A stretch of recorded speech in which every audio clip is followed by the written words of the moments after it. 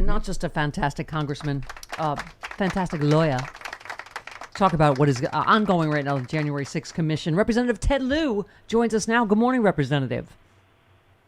Good morning. Good morning, sir. You tweeted, why are radical Republicans afraid of investigating the January 6th attack on our nation's capital? What are they trying to hide from the American people?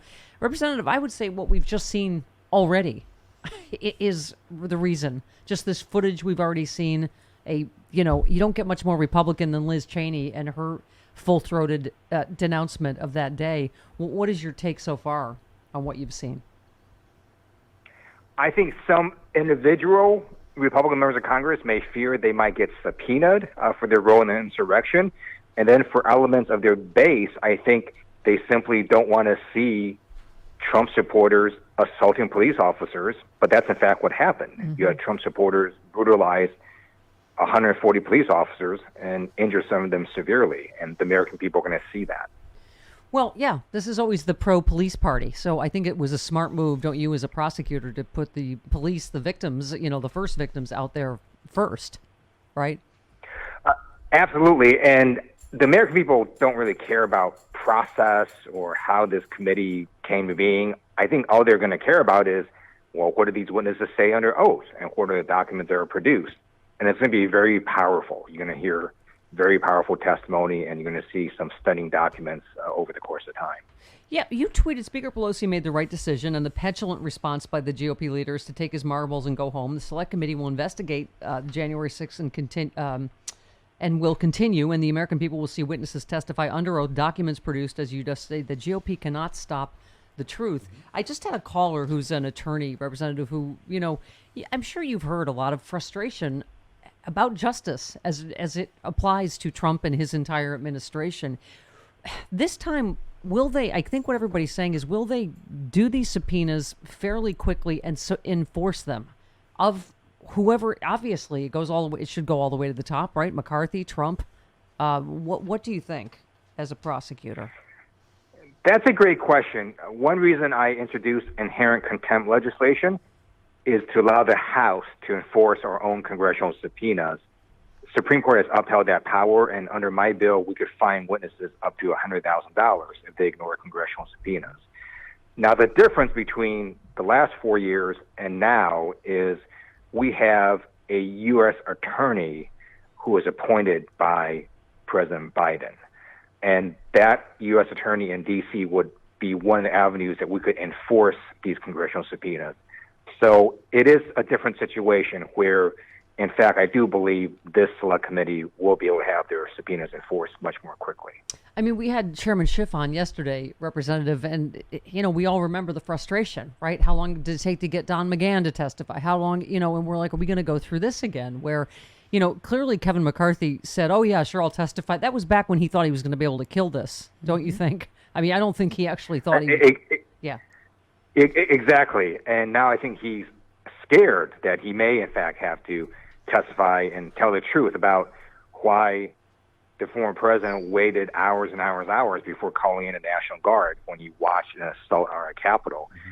But we still do need to pass this inherent contempt legislation because there's going to be situations in the future where there'll be a Democratic Congress and a Republican White House, and you're still going to need to be able to enforce congressional subpoenas. Yeah, I'm not a Ted Lieu level prosecutor, but here's the first thing I'd ask Kevin McCarthy. If Nancy Pelosi is to blame for this, as he and some other Republicans have, if she's in charge of the National Guard, why did he call Donald Trump on January 6th, right? I mean, isn't that the first hole you can blow through this? Is Speaker Pelosi is not in charge of the National Guard. That's absolutely correct. She is absolutely not in charge of the National Guard, nowhere in the chain of command. I previously served in active duty in the U.S. military. It's very clear that they don't call the Speaker of the House Commander-in-Chief. Right. The Commander-in-Chief is the President. Right. So it is amazing. I'm applauding Republicans like Liz Cheney this morning, but you also you talked about Bob Dole The 98-year-old Republican said Trump lost the election, never had one bit of fraud in all those lawsuits he filed and statements he made. And you just said, thank you, Bob Dole, for telling the truth. But it really is extraordinary, right, that they're talking about punishing Liz Cheney and Adam Kinzinger for just standing up for the truth, for our democracy. I would not call them pro-Trump Republicans, by the way. They voted for Donald Trump. They are pro-democracy, anti-insurrectionist Republicans, but shouldn't they all be? You make a great point. Liz Cheney agrees with the Republican Party essentially 98% of the time, except on one issue, which is that the former president lost the election. And on that one issue, all of a sudden they turned her into an outcast. It's really stunning when you see this. And it's completely fact-free and not evidence-based. I mean, it's over 9 months since the election, and the radical Republicans can't tell you who stole the election.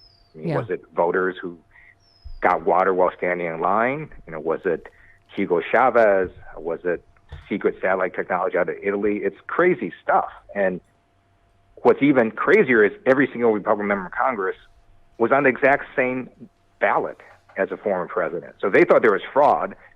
All of them should resign right now, but they don't because they know it's just a big lie. Yeah. Can we talk, because just speaking of Republicans, so I'm sure you saw the headline, bipartisan infrastructure talks on the brink of collapse in the Senate. I don't feel like they ever negotiate in good faith. I mean, what do you make of what's going to happen or not on infrastructure? It is hard to negotiate with Republicans. They do come from a very different point of view. I think that as long as there's a possibility that they could get a deal, they should keep at it, but we're not going to wait forever for that to happen. And I think that's why Senator Schumer did a test vote last week. I think he'll give them some more time, but not a very long time, because we have to get this going. So let's see what happens this week. As long as there's some hope, I think it's fine if they keep negotiating, but it is very difficult to negotiate with people who just have a very different worldview, such as, the view that climate change either isn't real or it's not a big deal. Yeah. All right, let's go back to January 6th commission for a minute, because I do love this thing about House Republicans pushing Kevin McCarthy to punish Adam Kinzinger and Liz Cheney by revoking their other committee assignments or reprimanding them. They said it was fine when it was just Cheney, but when Kinzinger's addition changed the conversation, here's my point. I think Nancy Pelosi has already so outplayed Kevin McCarthy, and it says McCarthy could theoretically remove Cheney and Kinzinger from their committees, but Pelosi could then simply reappoint them, since as Speaker she controls committee membership. I just feel like Queen to Rook 7. I think she's played this so smartly, don't you? I do, and when you look at all the coverage of this bipartisan select committee, it's going to be clearer and clearer that basically Kevin McCarthy took himself out of the equation, that it's going to be a chance that he missed to try to put his talking points through, because now he won't be able to. It will be Liz Cheney, Adam Kinzinger, who are on the right side of the truth, and it's going to be good for the investigation. You're not going to have people there saying stupid and weird conspiracy theories. So American people are going to hear the truth, and that's a good thing. Yep, absolutely. Speaking of justice, you tweeted prosecutors apparently had enough evidence to charge Trump inaugural chair Thom Barrack with serious felonies well before 2021. Did AG Barr or U.S. Attorney inappropriately suppress the case or other cases? You and Kathleen Rice have requested the IG to investigate. Talk to us about that for a minute. We know that based on charging documents, this was conduct 3 to 5 years ago. And it's clear that based on other media reporting that it looks like the prosecutors had enough evidence to indict him, but they didn't. And it really makes you wonder, well, if the former president actually won the election, would he never have been indicted at all? And you can't have a justice system where people who are either super wealthy or connected to the powerful don't get indicted just because of that. And that's why you want the Inspector General to investigate, to see if Thom Barrack got any special treatment by the Department of Justice. Yeah. Well, as we were saying, the silver lining is he can't be pardoned now. Haha. And also, you made a good That's point. true. On Twitter, you said another example why we need bail reform. The judge believes Thom Barrack is a flight risk in setting that massive bail amount, yet Barrack goes free because he's a billionaire, while hundreds of thousands of people sit in jails because they can't post bail, are not flight risks. I mean, it just, again, Representative, I just feel like people are so hungry for justice, equal justice in this country right now. We are in an upside-down world when you look at the criminal justice system. So on one hand, it's actually the wealthy that have the resources to flee and to fly away to another country. Many, many poor people are sitting in jails or prisons right now, not because they've been convicted of anything, but because they can't pay the fee to leave the jail or prison. But they're totally not flight risks. They don't have the resources to go anywhere. And it's totally absurd that we keep them in jails and prisons and then let people like Thom Barrack out on bail, even though the judge clearly believes it's a flight risk. Otherwise, the judge wouldn't assess a $250 million bail bond on him. Yeah, yeah. So you also, this to me is the only issue is voting, and you said White House officials and close allies of the president have expressed confidence that it's possible to out-organize voter suppression. That may be true, you said, but we can't out-organize gerrymandering. You need a filibuster exception. I think this is the issue that I'm so concerned about beyond any other, because I feel like we don't get to any other issues if we don't get to vote. You're absolutely right. Last year, we did, in fact, educate a lot of voters on how to vote by mail for the first time, for example, and to do it correctly. We did educate voters in how to use ballot drop boxes, and that was all very helpful. And I'm confident we can educate voters next year how to overcome some of these stupid laws that the Republicans are putting in. Yeah. But we cannot overcome gerrymandering. If they're going to draw a district that looks crazy but benefits Republicans, then no matter how much voter education you do, we're going to lose that district. And that's why it's so important that we pass H.R. 1 and H.R. 4, the For the People Act, and the John Lewis Voting Rights Act.